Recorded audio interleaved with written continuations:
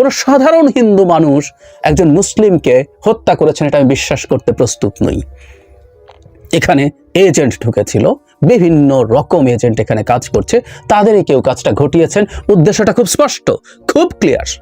চিন্ময় কৃষ্ণ দাসকে আজ যখন চট্টগ্রামের আদালতে হাজির করা হয়, তাকে বের করার সময় ওখানে খুব বড় সংখ্যার হিন্দু সম্প্রদায়ের মানুষ সমবেত হয়েছিলেন। তাদের আবেগের জায়গা আছে, আমরা এটাকে শ্রদ্ধা করি।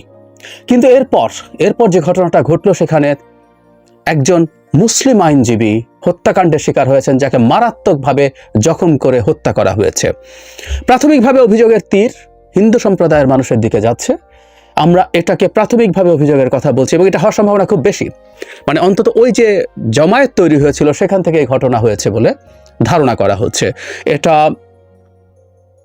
যেমন আমাদের সামনে এসছে, আদালতে চত্বরের মসজিদ ভাঙা হয়েছে, এই ধরনের তথ্য কেউ প্রচার করার চেষ্টা করছেন।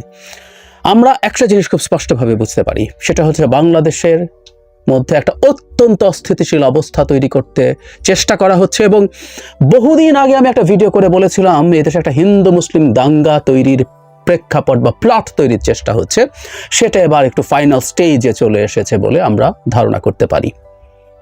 এই দাঙ্গা যদি লেগে যায়, দাঙ্গা লাগবে না আমি এই বিশ্বাস রাখতে চাই, কিন্তু এই দাঙ্গা যদি লেগে যায়, লাভবান কি হবে? তার আগে বলি, ক্ষতিকার হবে। ক্ষতি হবে সরকারের, ক্ষতি হবে শেখ হাসিনার বিরুদ্ধে দল মত নির্বিশেষে যারা দাঁড়িয়েছিল। বিএনপি দাঁড়িয়েছিল, জামায়াত দাঁড়িয়েছিল, আরো অনেক ইসলামপন্থী দল দাঁড়িয়েছিল, সাধারণ মানুষ দাঁড়িয়েছিল, গণতন্ত্র মঞ্চের দলগুলো দাঁড়িয়েছিল, যারা দাঁড়িয়েছে, আমাদের ছাত্ররা দাঁড়িয়েছেন সামনে এসে। তাদের এখন সংগঠন তৈরি হয়েছে, তখন সংগঠন সেভাবে ছিল না। সব কিছু মিলে যদি আমরা একত্র করি, প্রত্যেকের ক্ষতি এবং সবচেয়ে জরুরি কথা, রাষ্ট্রের ক্ষতি। লাভ আওয়ামী লীগের, লাভ ভারতের। তারা এই দেশটাকে আবারও তাদের কলোনি বানিয়ে ইচ্ছে মতো শুষে শেষ করবে। 15 বছরের শুষে প্রায় শেষ করেছে। ফলে এই পরিস্থিতি তৈরি কে করছে আমরা বুঝতে পারি। যে মানুষগুলো ওখানে জমায়েত হয়েছিলেন, এখানে প্রচুর সাধারণ হিন্দু সম্প্রদায়ের মানুষ ছিলেন যারা আবেগের জায়গা থেকে গেছেন, কোনো সন্দেহ নেই। এর মধ্যেও কোনো সাধারণ হিন্দু মানুষ একজন মুসলিমকে হত্যা করেছেন এটা আমি বিশ্বাস করতে প্রস্তুত নই। এখানে এজেন্ট ঢুকেছিল, বিভিন্ন রকম এজেন্ট এখানে কাজ করছে, তাদেরই কেউ কাজটা ঘটিয়েছেন। উদ্দেশ্যটা খুব স্পষ্ট, খুব ক্লিয়ার। সুতরাং আমরা যারা সংখ্যাগুরু আছি এই দেশে, আমাদের এখন খুবই সেন্সিবল আচরণ করতে হবে। আমাদের এই চক্রান্তকে নস্যাৎ করে দিতে হবে।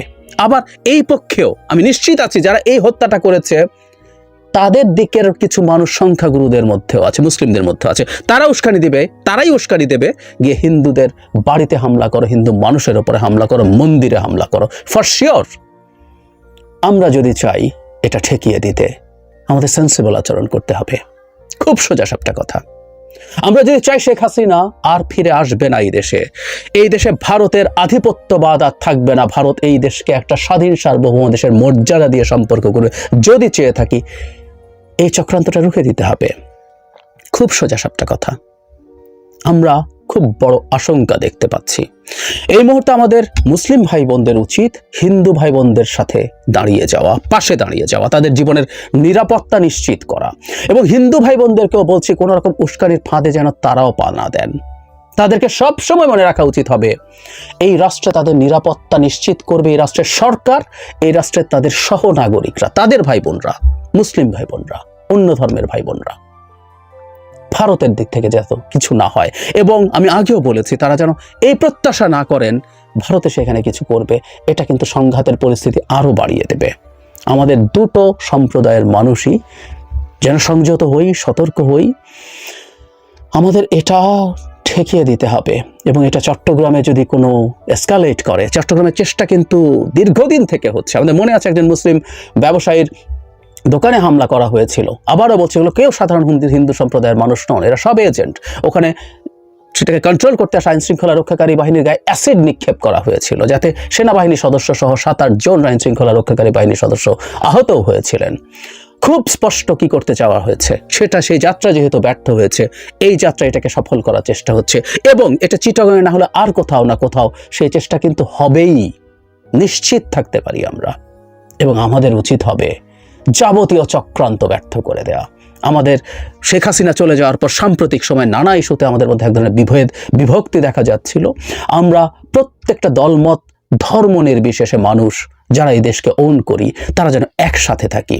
জনাব চিন্ময়ের বিরুদ্ধে, তার বক্তব্যের বিরুদ্ধে আমার অনেক অভিযোগ আছে। আমি তার বক্তব্য সাম্প্রতিক সময়ে অনেক অ্যাগ্রেসিভ দেখেছি। সরকারের কাছে হয়তো আরও বেশি তথ্য আছে, কিন্তু তিনি রংপুরে একটা কথা বলেছিলেন, সেটাকে আমি তখনও প্রশংসা করেছি যখন আজ সকালে ভিডিও দিয়েছি সেখানে।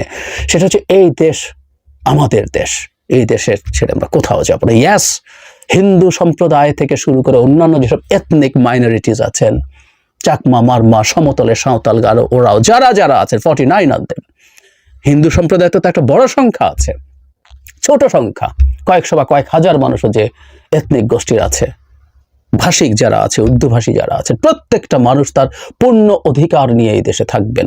আমরা এমন একটা বাংলাদেশ দেখতে চাই, এবং আমরা ওটা নিশ্চিত করব। আমাদের এই মুহূর্তের সংকটের জায়গাগুলো আমরা যেন ধৈর্য নিয়ে, পরস্পরের প্রতি সহমর্মিতা নিয়ে কাটিয়ে দিতে পারি।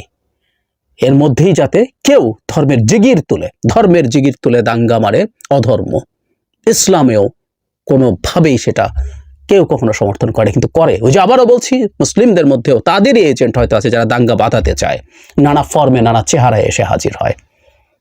ইসকন থাকবে কি থাকবে না, ওকে কি করতে হবে না কি করতে হবে না, এই আলাপের সময় একদমই এখন না। শুধু হিন্দু ধর্ম শুধু না, ইসকনের প্রতিষ্ঠানের উপরে যেন কোনো পাল্টা পদক্ষেপ নিয়ে আনা হয়। ইসকন মানে হিন্দু ধর্ম না, উই নো, কিন্তু এই জিনিসগুলো, এই উত্তেজনাগুলো এই মুহূর্তে যে কোনো মূল্যে আমাদেরকে পরিহার করতে হবে।